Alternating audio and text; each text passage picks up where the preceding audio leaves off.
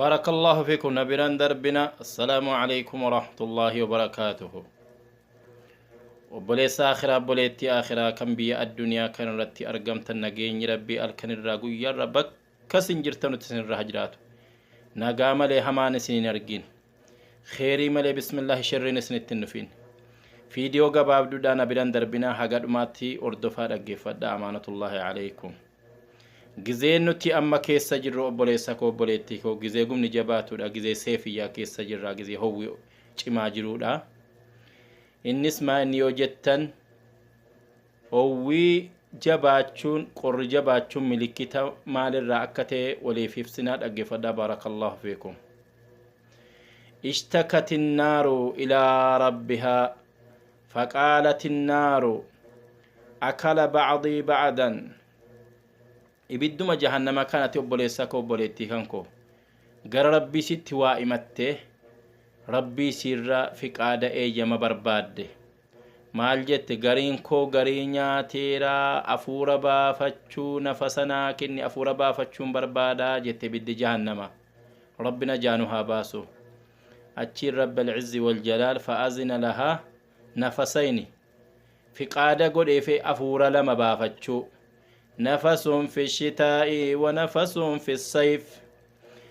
جزي نفساتك وفورتك جزي جنة كيس قر هماتو إبدو ما جهنماتي نفس فدتارتي أفورا فتارتي أبليسك أبليتي هو جزي قر جباتي قر جمون ملكتو ما جهنم الراجي جهنماتي أفورا فتارا هو ويجي ميقومني أما تيجتشونس ibidduma jahannamaati rabbi rifiqaada barbaade afuura baafachuun barbaada jennaan rabbiin seefiyyaadhaaf shitaa keessa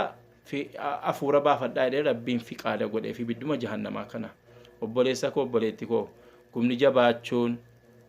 qorri cimuun afuuruma jahannamaarraaji rabbina jaanu haa baasu hadha biyya duuniyaarra jirra yoo owwi cimesi yoo biyyoo waa keessa jiraannes mukayyafa gaarii jala jirra bishaan qabbanahaa dhunnaa marwaa gaarii jala teenya inni mukayyafan qabnes bishaan qabbanaa ofitti facaasaa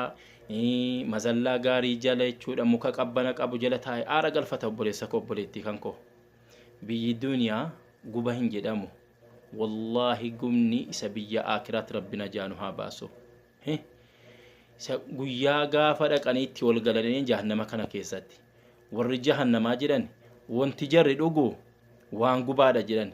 wanta jarri nyaatu bidda jahannama wanti jarri dhugu bidda jahannamarraa jedhan